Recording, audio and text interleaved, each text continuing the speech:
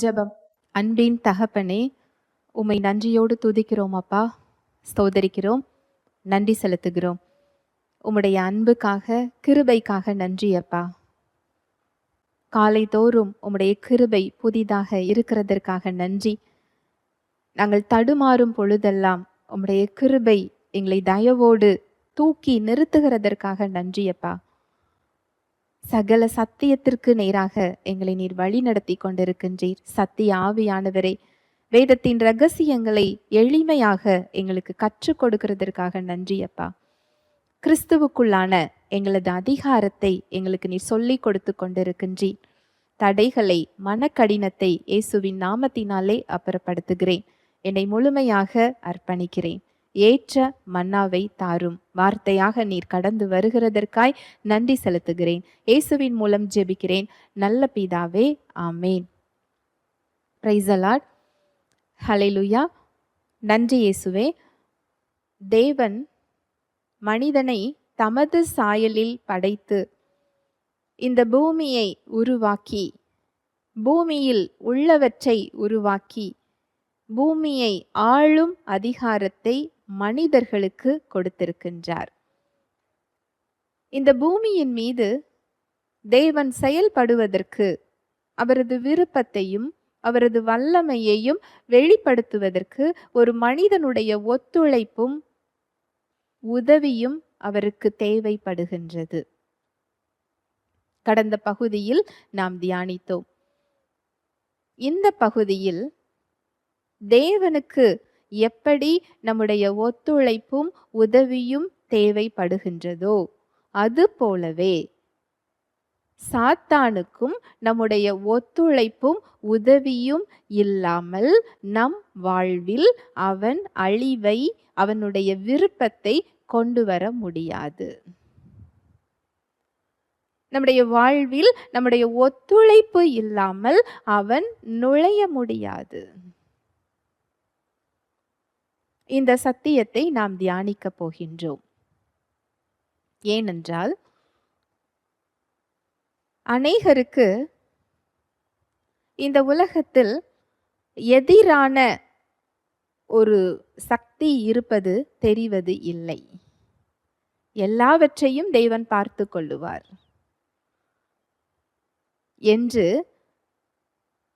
அவர்கள் வாழ்வில் ஒரு தீமையான காரியம் வரும் பொழுதும் அதை தேவன் என்று அவர்கள் பார்த்து, அதை நம்பி, அதை ஏற்றுக்கொள்ளுகிறார்கள்.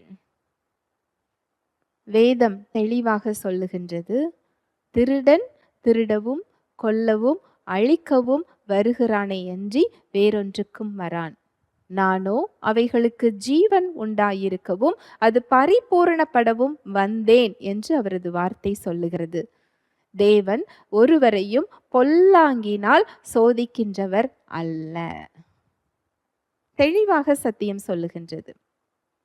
இந்த தீமையான காரியங்களை தேவன் என்று நீங்கள் பார்த்து கொண்டிருப்பீர்கள் என்றால் சாத்தானுக்கு நீங்கள் ஒத்துழைப்பு கொடுத்து கொண்டிருக்கின்றீர்கள்.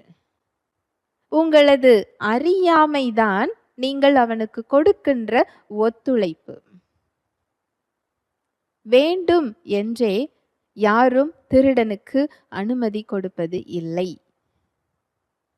சாத்தானுக்கு நம் மீது அதிகாரம் கிடையாது. எப்படி அங்கு ஆதாம் ஏவாளை அவன் வஞ்சித்தானோ அதே வழிமுறையை தான் இன்றும் அவன் நம்மிடம் பின்பற்றி கொண்டிருக்கின்றான். நம்மிடம் அவன் செயல்படுத்தி கொண்டிருக்கின்றான். தேவன் ஒருபோதும் மனிதர்களை கட்டாயப்படுத்துவது இல்லை. அது அவருடைய இயல்பு இல்லை. தனி மனித தீர்மானங்களுக்கும் தெரிந்தெடுப்புகளுக்கும் அவர் மரியாதை கொடுக்கின்றார். அவர்களது விருப்பத்தை மீறி அவர் அத்துமீறி செயல்படுகிறவர் இல்லை. உங்கள் விருப்பத்தை அவர் கனம் பண்ணுகின்றார். உங்களுடைய விருப்பம் உங்களை அழிவுக்கு நேராக கொண்டு சென்றாலும் கூட அவர் அதை அத்துமீறி செயல்படுவது இல்லை. அந்த காரியத்தை உங்களுக்கு வெளிப்படுத்த மனிதர்கள் மூலமாக உங்களுக்கு அதை தெரிவித்துக் கொண்டே இருப்பார். உங்கள் வாழ்வில் இடைப்பட்டு கொண்டே இருப்பார். ஆனால் அத்துமீற மாட்டார். உங்கள் விருப்பத்துக்கு மாறாக, உங்கள் விருப்பத்துக்கு மீறி அவர் உங்கள் வாழ்வில் செயல்படுவது இல்லை. ஏனென்றால் அது அவரது இயல்பு. இன்டெகிரிட்டி.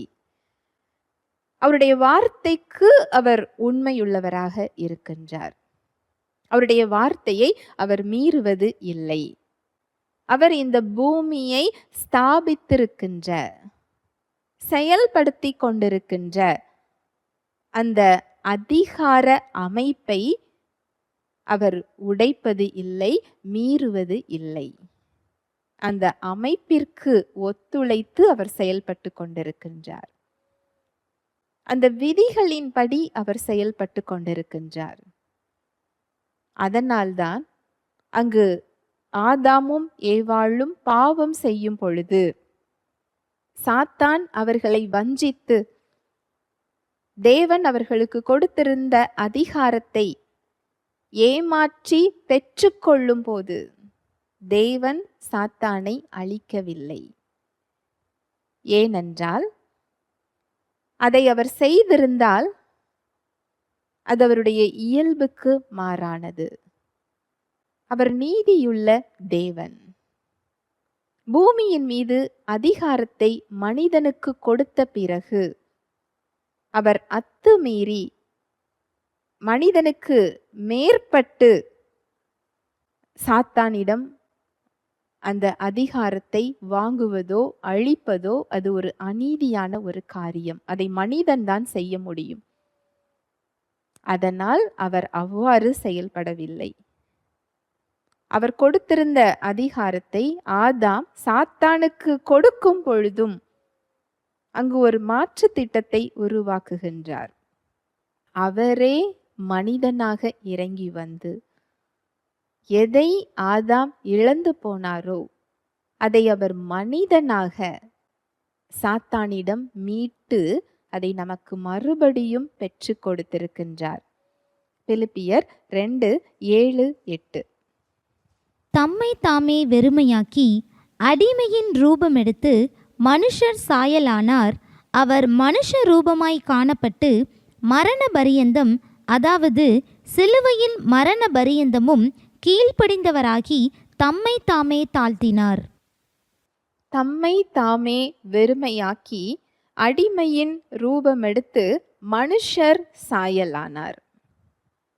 தம்மை தாமே வெறுமையாக்கி என்றால் என்ன அர்த்தம் தெரியுமா? அவர் தேவ வல்லமையில் அவர் இந்த உலகத்திற்கு இறங்கி வரவில்லை.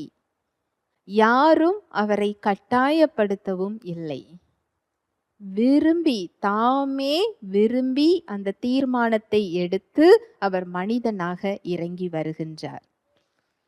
தம்மை தாமே வெறுமையாக்கி என்றால் தம்முடைய வல்லமை, தமது மகிமை, தம்முடைய கர்த்தத்துவம் எல்லாவற்றையும் ஒதுக்கி வைத்துவிட்டு அடிமையின் ரூபம் எடுத்து, அதாவது மாம்ச ரூபத்தை பெற்றுக்கொண்டு மனுஷர் சாயலாக மாறினார்.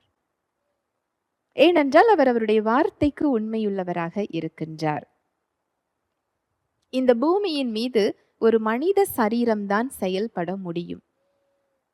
சட்டப்படி இந்த பூமியில் அவர் செயல்படுவதற்கு அவர் மனிதனாக இறங்கி வருகின்றார். ஹல்லேலூயா, பிரைஸ் தி லார்ட்.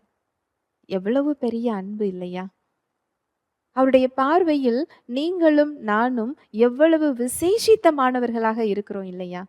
நம்மை மீட்பதற்காக, அவருடைய வார்த்தைக்கு அவர் உண்மையுள்ளவராக, அவர் படைத்த விதிகளுக்கு அவர் உட்பட்டு, மனிதன் எதை சாத்தானிடம் இழந்து போனாரோ அதை அவர் மனிதனாகவே மாறி மனித பலத்தில் அவர் மீட்டு கொடுத்திருக்கிறார் என்றால் எத்தனை உண்மையுள்ளவர், எத்தனை அன்புள்ளவர்.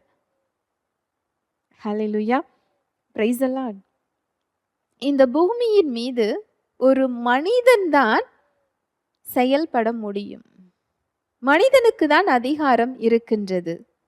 எனவே அவர் நியமித்த, அவர் செயல்படுத்தி கொண்டிருக்கின்ற சட்டப்படி அவர் மனிதனாக மாறி இந்த பூமிக்கு வந்தார்.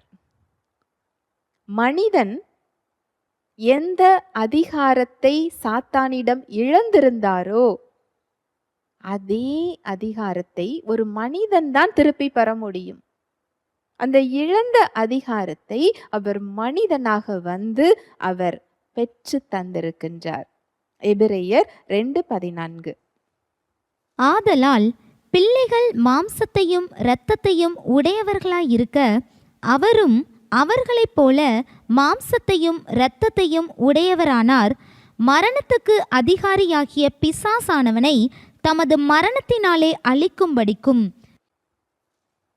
ஆதலால் பிள்ளைகள் மாம்சத்தையும் இரத்தத்தையும் உடையவர்களாயிருக்க அவரும் அவர்களைப் போல மாம்சத்தையும் இரத்தத்தையும் உடையவரானார். மரணத்துக்கு அதிகாரியாகிய பிசாசானவனை தமது மரணத்தினாலே அழிக்கும் படிக்கும். அந்த மரணத்துக்கு அதிகாரியாகிய பிசாசானவனை அவரது மரணத்தினாலே அழிக்கும் படிக்கும். எப்படி பிள்ளைகள் மாம்சத்தையும் இரத்தத்தையும் உடையவர்களாக இருக்கின்றார்களோ அவரும் அவரது பிள்ளைகளைப் போல மாறியிருக்கின்றார். சட்டப்படி மனிதனாக மாறி மனித பலத்தில் அவர் சாத்தானை தோற்கடித்திருக்கின்றார். அவரது மரணம், உயிர்த்தெழுதல் மூலமாக எந்த அதிகாரத்தை ஆதாம் இழந்திருந்தாரோ அதே அதிகாரத்தை அவர் மீட்டு கொடுத்திருக்கின்றார். எது நம்மை தேவனிடமிருந்து பிரித்தது என்றால் பாவம். இந்த பாவத்தின் மூலமாக அங்கு சாத்தான் அந்த அதிகாரத்தை மனிதனிடமிருந்து எடுத்துக்கொண்டான். எந்த இடம் சட்டப்படி மனிதர்கள் மீது அவன் ஆளுகை செய்வதற்கு காரணமாக இருந்ததோ அந்த காரணத்தை சிலுவையில் அவர் நிர்மூலமாக்கி இருக்கின்றார். அந்த தடைகளை உடைத்திருக்கின்றார். சாத்தானுக்கு தேவை நம் வாழ்வில் நுழையக்கூடிய ஒரு வழி. அந்த வழியை அங்கு ஆதாம் திறந்து விட்டிருக்கின்றார். அந்த வழியை ஆண்டவராகிய இயேசு கிறிஸ்து சிலுவையில் அடைத்திருக்கின்றார். சட்டப்படி மனிதர்கள் மீது அவனுக்கு அதிகாரம் கிடையாது. நம்மீது அவனுக்கு அதிகாரம் கிடையாது. அந்த அதிகாரம் பாவத்தின் மூலமாக அவனுக்கு வந்தது. அந்த பாவத்திற்கு சட்ட ரீதியாக என்ன செய்ய வேண்டுமோ எல்லாவற்றையும் இயேசு கிறிஸ்து சிலுவையில் செய்து முடித்து விட்டார். பாவத்திற்கான தண்டனையையும் ஏற்றுக்கொண்டார்.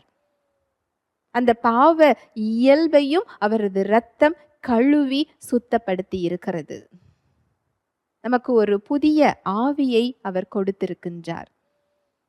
எந்த விதத்திலும் அவன் நம்முடைய வாழ்வில் நுழைய முடியாத ஒரு வாழ்வை அவர் நமக்கு கொடுத்திருக்கின்றார்.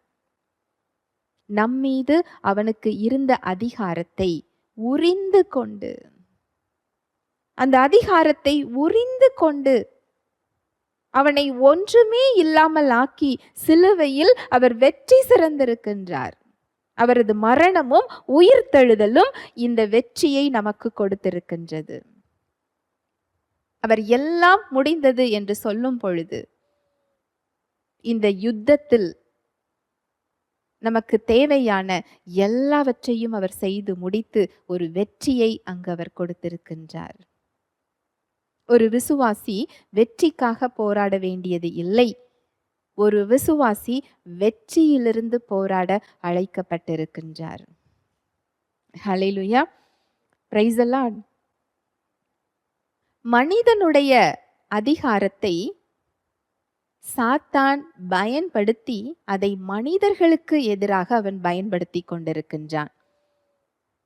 இந்த அதிகாரத்தை அவன் கட்டாயப்படுத்தி நம்மிடம் வாங்க முடியாது. அவனுக்கு அந்த அதிகாரம் இல்லை. ஆனால் நம்மை ஏமாற்றி இந்த அதிகாரத்தை அவன் பெற்றுக்கொள்ள முடியும். அவனுக்கு நம் மீது அதிகாரம் இல்லை. அவன் பயன்படுத்துவதெல்லாம் பொய், தந்திரம், ஏமாற்றுதல். அவன் சொல்லுகின்ற பொய்களை நம்புகின்ற விதமாக சொல்வது. இந்த பொய்யை நாம் நம்பும் பொழுது அவனுக்கு அங்கு ஒத்துழைப்பை நாம் கொடுக்கின்றோம். அவன் உள்ளே வருவதற்கு, நம் வாழ்வில் நுழைவதற்கு உதவி செய்கின்றோம். வாசிக்கலாம், ரோமர் 6:16. மரணத்துக்கு ஏதுவான பாவத்துக்கானாலும் நீதிக்கு ஏதுவான கீழ்ப்படிதலுக்கானாலும் எதற்கு கீழ்ப்படியும்படி உங்களை அடிமைகளாக ஒப்பு கொடுக்கிறீர்களோ அதற்கே கீழ்ப்படுகிற அடிமைகளாய் இருக்கிறீர்கள் என்று அறியீர்களா? மரணத்துக்கு ஏதுவான பாவத்துக்கு ஆனாலும் நீதிக்கு ஏதுவான கீழ்ப்படிதலுக்கு ஆனாலும் எதற்கு கீழ்ப்படியும்படி உங்களை அடிமைகளாக ஒப்பு கொடுக்கிறீர்களோ அதற்கே கீழ்ப்படுகிற அடிமைகளாய் இருக்கிறீர்கள் என்று அறியீர்களா? இந்த பூமியில் மனிதனுக்கு தான் அந்த சாய்ஸ் கொடுக்கப்பட்டிருக்கின்றது, அந்த தெரிந்தெடுப்பு. நாம் எதை தேர்ந்தெடுக்கின்றோம் அந்த ஆற்றல் நம்முடைய வாழ்வில் செயல்படும். மரணத்துக்கு ஏதுவான பாவத்துக்கானாலும் நீதிக்கு ஏதுவான கீழ்ப்படிதலுக்கானாலும் எதற்கு கீழ்ப்படியும்படி உங்களை அடிமைகளாக ஒப்பு கொடுக்கிறீர்களோ. இந்த ஒப்பு கொடுக்கின்ற இடம் உங்களை தேவனும் கட்டாயப்படுத்த முடியாது, உங்களை சாத்தானும் கட்டாயப்படுத்த முடியாது. It's a choice. இது உங்களுடைய தீர்மானம், உங்களுடைய தெரிந்தெடுப்பு. நீங்கள் எதற்கு உங்களை ஒப்பு கொடுக்கிறீர்களோ என்றால், நீங்கள் தேவனுடைய வார்த்தையை ஏற்றுக்கொள்ளும் போது அதற்கு நீங்கள் உங்களை ஒப்பு கொடுக்கிறீர்கள். தேவனுடைய வார்த்தைக்கு எதிரான சாத்தானுடைய பொய்களை நீங்கள் நம்பும் பொழுது அதற்கு உங்களை ஒப்பு கொடுக்கிறீர்கள். உங்களை நீங்கள் ஒப்பு கொடுக்கும் பொழுது அதற்கு அடிமையாக நீங்கள் மாறுகின்றீர்கள். ஆவிக்குரிய உலகம் செயல்படும் விதம் இவ்வாறாக தான் செயல்படுகிறது. நமக்கு தெரிந்தாலும் சரி, தெரியவில்லை என்றாலும் சரி, நமக்கு புரிந்தாலும் சரி, புரியவில்லை என்றாலும் சரி, நாம் நம்பினாலும் சரி, நாம் நம்பவில்லை என்றாலும் சரி, ஆவிக்குரிய உலகம் இப்படிதான் செயல்படுகிறது. அதனால்தான் தேவன் அவரது வார்த்தையில் கூறுகிறார், என் ஜனங்கள் அறியாமையினால் சங்காரமாகிறார்கள். அவர் சாத்தானினால் சங்காரமாகிறார்கள் என்று சொல்லவில்லை, பாவத்தினால் அழிந்து போகிறார்கள் என்று சொல்லவில்லை. அறியாமையினால், தேவனை குறித்த அறிவு இன்மையினால், நம்மை அவர் எவ்வாறு உண்டாக்கி இருக்கிறார் என்ற அறிவை நாம் பெற்றுக்கொள்ளாததினால் சங்காரமாகிறார்கள். இதைதான் ஆண்டவராகிய இயேசு கிறிஸ்து சொல்லுகிறார், நீங்கள் சத்தியத்தையும் அறிவீர்கள், சத்தியம் உங்களை விடுதலையாக்கும். இந்த இடத்துல ஒரு அறிவை குறித்து சொல்லப்படுகிறது, சத்தியத்தை குறித்த அறிவு, தேவனை குறித்த அறிவு. சத்தியம் என்பது வேறு யாரும் இல்லை, இயேசு கிறிஸ்து தான் சத்தியம். சாத்தான் நம்முடைய அதிகாரத்தை கட்டாயப்படுத்தி எடுத்துக்கொள்ள முடியாது. அவனது பொய்களை நாம் நம்பச் செய்கிறதன் மூலம், நாம் நம்புகின்ற விதமாக, நம்முடைய சிந்தனைகளில் அந்த பொய்களை கொடுப்பதன் மூலம், நம்முடைய சூழ்நிலைகளில் அதை காட்டுவதன் மூலம், நம்முடைய உணர்வுகளின் மூலம், இப்படியெல்லாம் அவன் பொய் சொல்ல முடியும். அப்படி என்றால் நாம் சத்தியத்தை அறிந்து கொள்வது எவ்வளவு ஒரு முக்கியமான காரியம் இல்லையா? எதற்கு கீழ்ப்படியும்படி உங்களை அடிமைகளாக ஒப்பு கொடுக்கிறீர்களோ. சாத்தான் உங்கள் முன்பாக 2 கொம்பு வைத்து கொண்டு வருவது இல்லை. உங்கள் சிந்தனைகளின் மூலமாக, உங்கள் உணர்வுகளின் மூலமாக, தேவனுடைய வார்த்தைக்கு எதிரான பொய்களின் மூலமாக அவன் வருகின்றான். அதை நீங்கள் நம்பும் போது அதற்கு நீங்கள் அனுமதி கொடுக்கிறீர்கள், அதற்கு அடிமையாக மாறுகிறீர்கள். அதற்கு அடிமையாக மாறும் பொழுது உங்களுடைய அதிகாரம் அவனது கைக்கு செல்லுகிறது. இப்படிதான் அவன் மனிதனுடைய அதிகாரத்தை எடுத்துக்கொண்டு மனிதர்களுக்கு எதிராக அவன் பயன்படுத்தி கொண்டிருக்கின்றான். அவனுக்கு சொந்தத்தில் அவனுக்கு வல்லமை கிடையாது.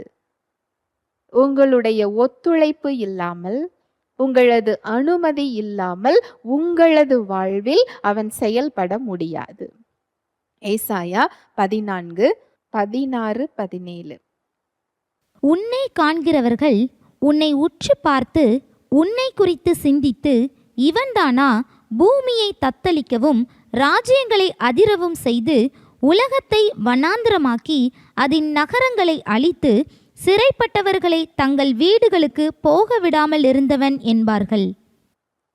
கடைசி காலத்துல சாத்தான் வெளிப்படும் பொழுது நாமெல்லாம் இப்படிதான் அவனை பார்த்து சொல்லுவோம் என்று தீர்க்க தரிசனமாக சொல்லப்பட்டிருக்கின்றது. உன்னை காண்கிறவர்கள் உன்னை உற்று பார்த்து உன்னை குறித்து சிந்தித்து, இவன்தானா பூமியை தத்தளிக்கவும் ராஜ்யங்களை அதிரவும் செய்து உலகத்தை வனாந்தரமாக்கி அதன் நகரங்களை அழித்து சிறைப்பட்டவர்களை தங்கள் வீடுகளுக்கு போக விடாமல் இருந்தவன் என்பார்கள்.